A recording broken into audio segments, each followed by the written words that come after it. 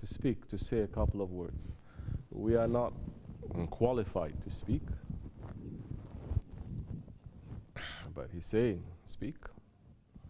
Not that we're qualified, but he's giving us order to speak, so we speak. But we're asking to speak only from his ocean, inshallah, not to speak from our ego. This is the whole problem. You speak. You can speak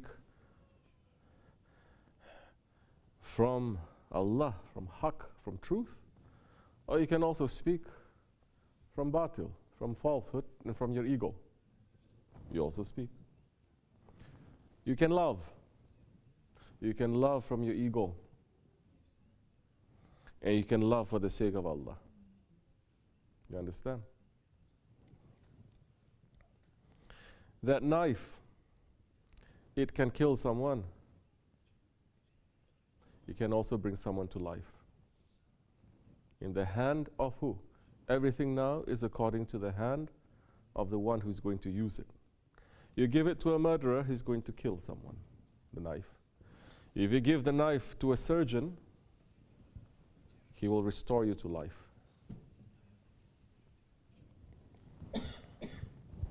So everything is according to now.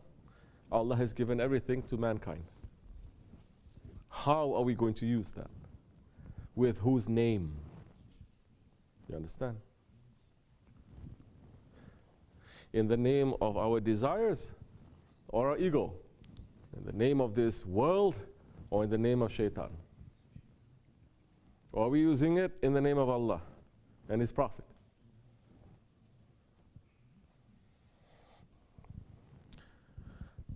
You're saying you're using it in the name of your nafs. There is a proof for that. You're saying you're using the name in the name of Allah. There must be a proof for that too. These two, it cannot get mixed up like that. You understand? It cannot get mixed up. Today, somebody said to me, "Oh, we love you very much, Efendi." Maybe they're listening right now. And I said, prepare yourself for hardship. And you're asking me the question, because Shaykh Efendi says, in this way, prepare yourself for hardship. And what is this way? This is the way of the prophets. And Allah is saying, you think you're going to reach to the high stations without us testing you? Understand? So it is going to be difficult. This way. Guaranteed it's going to be difficult. Who is it difficult to? What is it difficult to? It's difficult to your ego. It is difficult to your desires. It is not difficult to your spirit. Your spirit wants this. Your spirit wants to rise up. The ego is pulling it down. The pleasures and treasures of this world, it is very good and very easy to who? To our desires, to the ego. But the pleasures and the treasures of this world, to live just purely for the sake of your ego, how is it treating your spirit? It is suffocating it. It is choking it. It is making it to suffer. It is punishing it. There is difficulty. You understand? There is difficulty. So now that difficulty, did any of the prophets that Allah has sent, 124,000 prophets, that they came and they lived with complete pleasure and complete fun and entertainment? None. In fact, all of them are showing that their way and the reality of this world, there is a measure there of suffering. Not because this world with the plants and the animals and the rainbow and the earth is suffering and is, no. In fact, if you go according to that, you will find paradise here on earth. Because everything that is created here, Allah has created according to His plan. The dunya here is not meaning this dunya. The dunya here is meaning man making the world for himself, according to his desires. You understand? And so, now,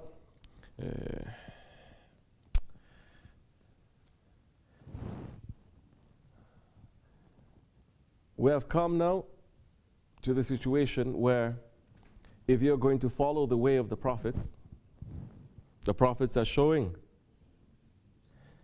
this is not your home. Your home, it is somewhere that you came from and you're going to return to. Now you have to try to remember that. And we remember. Every beauty that you see, every mercy that you feel, you're going to remember from that original home because this is coming from that. Okay? Are the prophets themselves, they are suffering because they're in this way? Are they cursing and they are complaining? No, they're not. You understand? Even those prophets that are sent to rule, to become kings and sultans, like Hazreti Daud alayhi salam, Hazreti Sulaiman alayhi salam, they were not sitting there enjoying the pleasures and the treasures of this world. They were there ruling properly and bringing people to say, turn your face from this world, turn your face from your own reality to the one who gave you that reality. La ilaha illallah. Don't start worshipping yourself. Because you came from somewhere and you're going back to somewhere. So look to that. Remember. So there is going to be difficulty. Because now we are here, as the Quran is saying, in Asfal Safilin, in the lowest of the low. Here is enemy territory. This is not friendly territory. This is not our home. In fact, we're in exile. We are separated. And we are singing. The Spirit is singing to be reunited. Even if you are separated and you enter into the most luxurious place, a palace, you will still feel sad. It will still be empty. If you are separated from your loved one, it is going to be hell wherever you are because you are separated. This is our spirit. The Spirit is lamenting that. And Allah is calling. 24 hours. Allah is saying, Alastu bi rabbikum. Am I not your Lord? That question was asked on the day of judgment, but not one time in the day of judgment, in that pre-eternity. Allah is asking that question every day, every hour, every second. Allah is asking continuously, am I not your Lord? On that day of promises, we all made a promise to him. We say, yes, we love you and we worship you. You are our Lord. We made that promise. We remember. This is not about religion. Anyone with 2 brain cells understand you are from somewhere and you're going to go back to that somewhere, as Maulana Rumi is saying. Of that I'm certain. You understand? This, everything is going to disappear. But it is not this that is keeping us alive. It is the Spirit. But the Spirit came from somewhere. It is going to return. The spirit that is caged in this body now, do you think the spirit is free? No, it's not. It's suffering. And the prophets came, especially to bring that spirituality, the Sufism, to say how to escape from these 5 senses. So that your spirit is not locked. You're locking your 5 senses, and your spirit may become more free. You understand? So there is going to be. But that suffering,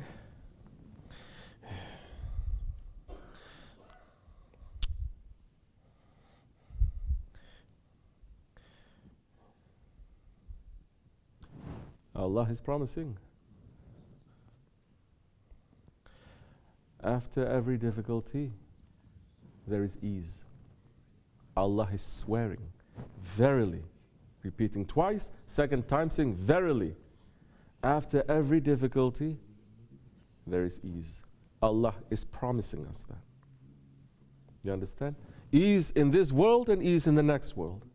Don't think ease in this world means, okay, I suffer for Allah, now I'm going to get nice car, nice house, nice wife, nice husband, nice this and nice that. No, then you're still stuck in that animal category of the blessings is only according to this world what He's going to give you. You understand? No.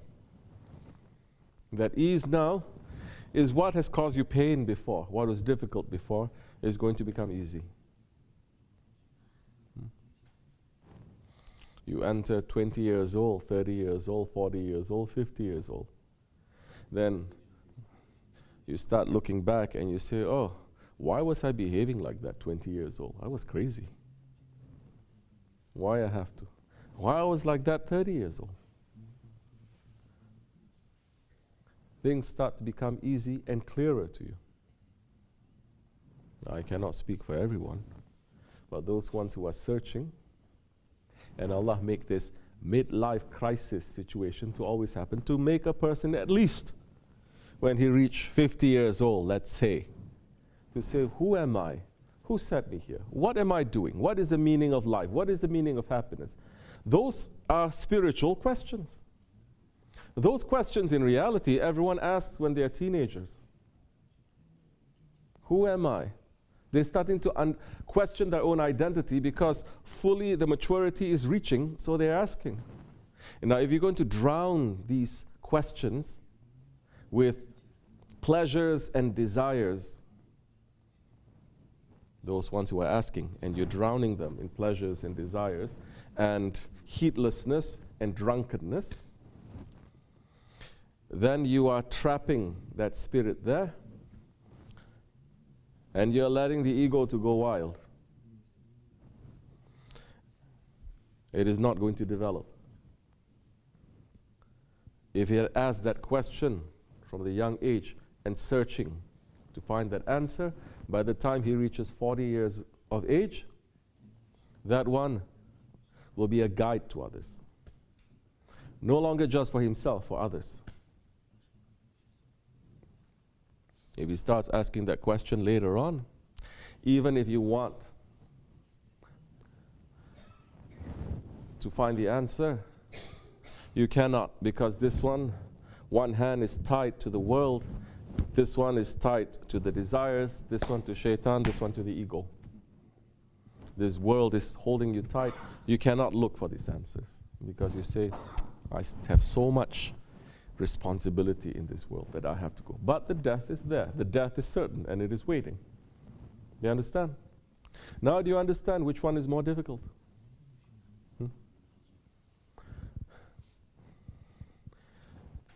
Two difficulties.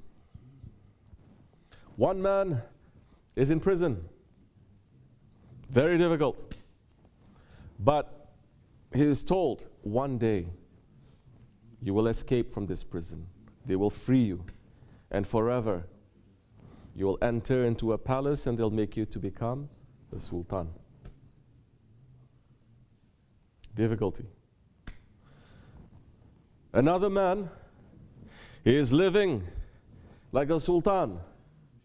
But it is told to him, one day this will end and you will enter into a prison forever. Two difficulties, correct? Are they the same? No, they're completely different between night and day. Because that one who is in prison will say, if that is so, this will end. Then I'm going to be in that situation forever, this will end. There is an end to this difficulty. The other one, even when he is having a life of complete, no problems and pleasure, he is always going to worry. It will never give him any sweetness. As we know, it is the peace of mind. Finally, 21st century mankind. They finally realize it is the peace that is the most important. It is not your money. It is not your car. It is not your education. It is not even how much you know. It is peace. If you don't have peace, that anxiety, that depression, that worry, that stress, even if it is about your clothes, it will consume you. You understand? So that one, having the best of life, he will never have peace because he knows one day all this is going to end. So they're two very different difficulties. How do you know if that difficulty that you're going through, it is for the sake of Allah, that difficulty, you're actually stepping on your ego, and the ego stepping over you, correct?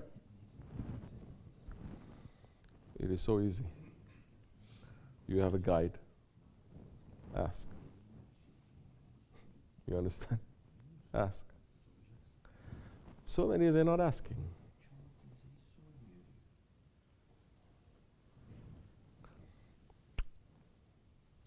Intelligent man is going to say, I'm not only going to ask in times of difficulty, I'm going to ask in times of ease. You know? If you're in times of difficulty and you're asking, it's already too late. It's like that. The ant and the grasshopper. You know that story? Ant and grasshopper? You know that, Adam? No, you don't know. Ali, you know that? Because they don't teach this kind of teaching stories to the young anymore. Every story is just for fun. They read comic books and everything, just for fun, just for entertainment. But all these teaching stories in every faith, in every tradition, teaching people, teaching the young ones, is a story, but teaching them is not your fault. Teaching them about the values of life, what is important, what is not important. It was summertime. Everything was plentiful. And you see this ant, what is he doing? He's collecting food and he's storing it. He's working so hard to collect and store it. Weather is nice. Grasshopper say, look at this idiot. You're supposed to enjoy life. Every day there's so much food around. Why I have to do like that? I'm going to enjoy myself. He enjoy himself, he eat, he drink, he play. Whole summertime, the ant is storing away the food, storing away the food. The weather turned a little bit cold. Grasshopper say, it's okay. It's not so bad. Ant is quickly now starting to store more and more and more. Winter time comes, everything is barren. There's nothing to eat. The grasshopper is saying, I'm dead now. I cannot do anything. And the ant is nice and comfortable, saying, I've prepared myself now. I've prepared myself for the difficulty that is ahead. The intelligent man looks to the difficulty that is ahead. You ask, you'll get the answer. Those who are not asking, they try to solve by themselves. When they don't know how to do it, they will come up with so many weird theories and ideas and thinkings. Then they're going to think everyone is against them. You understand? Now, it doesn't mean because the Shaykh is going to tell you something, you're going to understand also. So many, they don't understand too much. So many, it's difficult for them to understand. So many, it'll take them years to understand. There are so many people that I talk to them, and I look at them and I say, let's pick up this conversation in 5 years' time.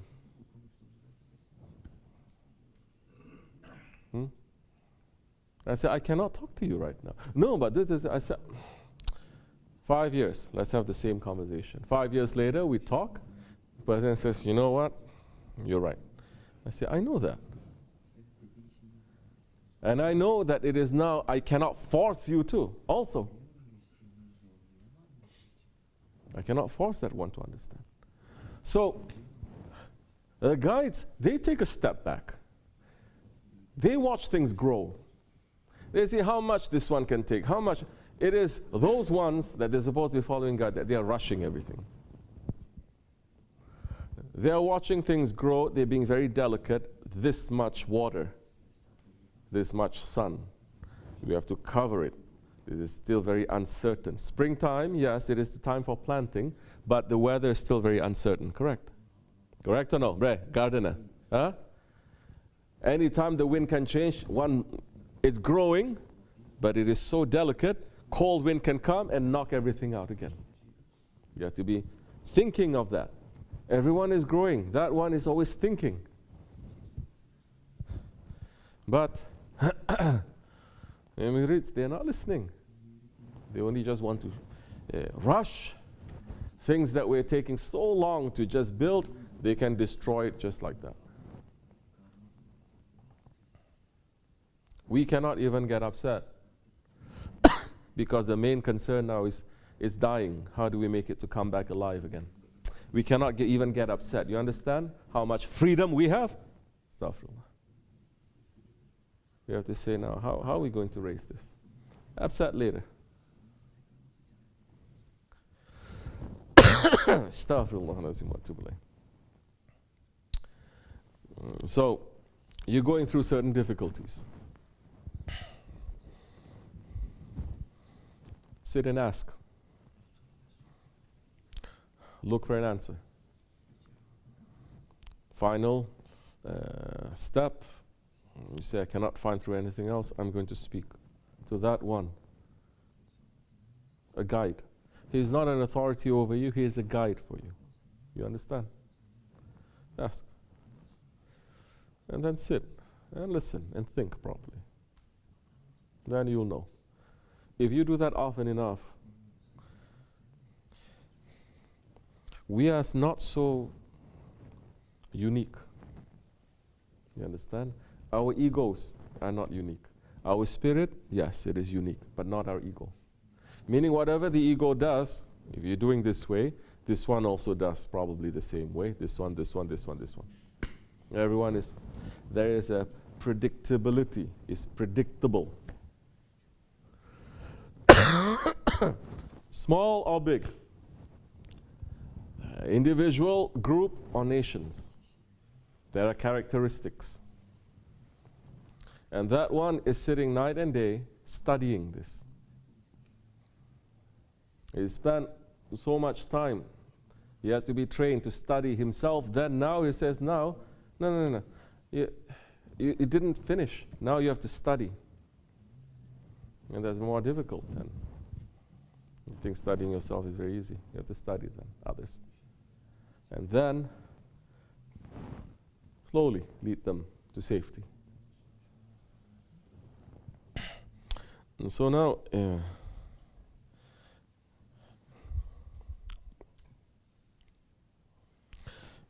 if you are thinking and you're saying, I'm going through this difficulty, how was it 1 year before? Was it the same thing? And then you're going to say, what happened before that? You're going to go step by step, thinking how it became to that point. If you keep doing the same thing is happening, there is a pattern there. And then you by yourself, you will know, okay, once upon a time, I came to the road and the road split and I decided to take the wrong way. And this is when I deviated. It kept going, and they're guiding you back to the main road. You come to another split. You've seen that split before. But you say, I can't help myself. I have to take that road. You take another road. It happened again and again and again and again. Usually it is stubbornness. You understand? The anger that completely blinds you. You're not thinking the words that comes out from your mouth. Does this fit into a believer? Does this fit that your Allah and your Prophet, they are watching? Does it fit to the honor of Islam? You're not watching that. The anger completely blinds you. It blinds you so much that you say, whatever that is being built, I'm willing to destroy everything because I'm right, that one is wrong. Usually when people come and they say we have disagreement, okay, which is pretty rare. Never I have two people say we have a disagreement, please listen. Yeah. They make a mess and then I have to interfere. Never have two people coming in and say, both of us are wrong. Please, tell us, because I think I'm wrong, and I think I'm wrong. It used to be in the old days. In the old days, they went to actual court to say they are wrong. Everyone saying, no, I'm right. I'm right, I'm right, I'm right, I'm right. One day, I'm going to be like Nasruddin Hoja. One man is going to say, Hoja, it's like this. I'm going to listen and I say, you are right. The other one is going to say, no, Hoja, it's not like that, it's like this. And then I'm going to listen and say, you are right. Like Hoja's wife is saying, Hoja, come. They cannot both be right. What are you saying? And Hoja said to the wife, you know what, wife? You are right too. At the end of the day, if you don't want to listen, you know who is wrong? Only I'm wrong. Everyone is right. You understand? Now you know, knowing that this is your idol, are you willing to step back? Are you willing to see? When you are seeing, whose eyes you're seeing through? When you're speaking, whose words you're using?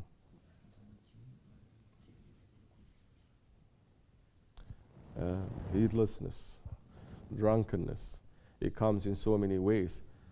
It's not just the drink. You understand? In Islam, it is forbidden to take anything, liquor, that will change your consciousness. That is the physical lesson. But anything that you do to make you drunk. So many people, they're drunk with power. So many, they're drunk with their anger. So many, they're drunk with self-righteousness also. I'm right, everyone else is wrong. So many, they're drunk with their wealth. So many, they're drunk with their own problems. No one else has problems, only I have problems. This drunkenness, this heedlessness, this is forbidden.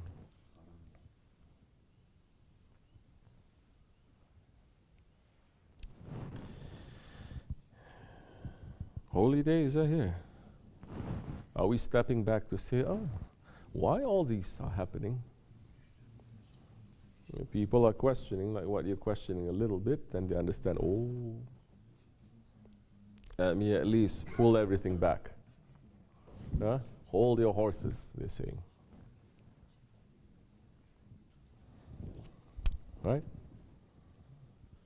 Mm-hmm. Pull back your horses, tie your horses, and then what? Trust in Allah. No trust. We have to understand. This doesn't fit to the honor.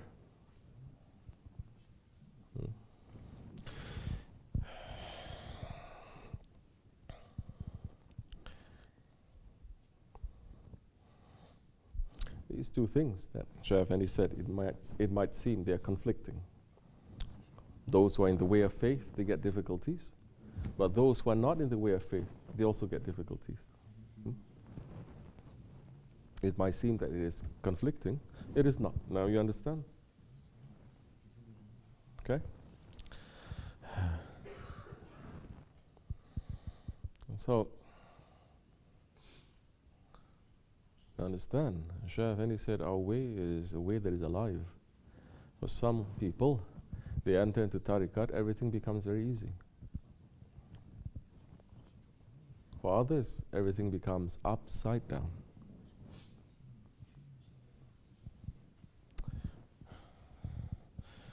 So it's happening.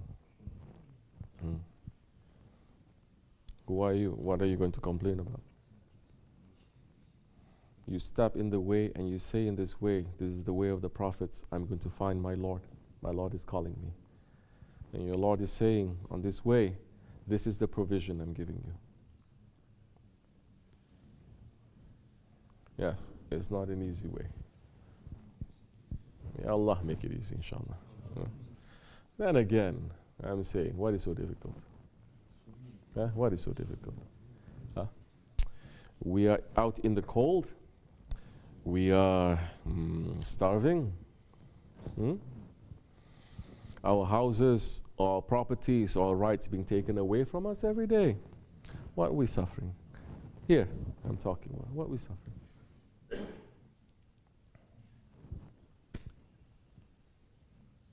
But when man is not remembering the mercy of Allah, everything becomes a punishment. Even the mercy that he gets, he thinks he's being punished by it. He'll start fighting with it. You understand? You remember that plaque Shaban had? I was complaining because I have no shoes. Until I met a man who has no feet. They say, oh, Sufis believe in these kind of things. That's why they were never moving forward. We say, you don't know your history, you're the most ignorant ones. With this kind of understanding, we're able to reach to the highest level of civilization of this world and beyond too. This is not to stop and retire from the world. When it's necessary, you're going to retire from the world, but it is in your heart you retire from the world. You are in the world, you have to work. You have to do things properly. If your job is what? To build, you have to build. But your heart is not in that building. Your heart is not in that technology. Your heart is not in this world. Your heart is with Allah, and everything you're using must be for Allah. You understand? Or else, when this selfishness enters, the love of this world enters into the heart, everything you see, you say it belongs to you. And everything that you don't see, you say it also belongs to me. And everything that you have, you don't want to share it. You don't want to share it. The believer, where are those? Whatever you have, the believer, whatever is enough for one, it is enough for two. What you have for two, it is enough for three. Oh, these days, they cannot even share. Where it's all going. Allah make us to wake up. Yeah.